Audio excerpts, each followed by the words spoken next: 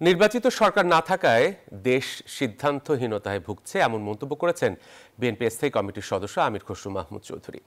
দুপুরে বনানীতে সাংবাদিকদের সঙ্গে মতবিনিময়কালে একথা বলেন তিনি। আমির খসরু বলেন, বেগম জিয়ার স্বাস্থ্যের উপর নির্ভর করছে তার বিদেশ যাত্রা।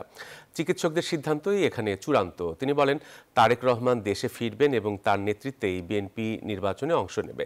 ডাক্তার জুবাইদা রহমান রাজনীতিতে আসবেন কিনা তা একান্তই তার ব্যক্তিগত সিদ্ধান্ত বলেও মন্তব্য করেন খসরু। খুব শীঘ্রই জোটের প্রার্থী চূড়ান্ত করা হবে বলেও জানান তিনি। দ্রুত নির্বাচনের মাধ্যমে দেশে গণতান্ত্রিক অর্ডার ফিরে আসুক, এটাই বিএনপি নেতাকর্মীদের কাম্য, এটাই বাংলাদেশের মানুষের কাম্য।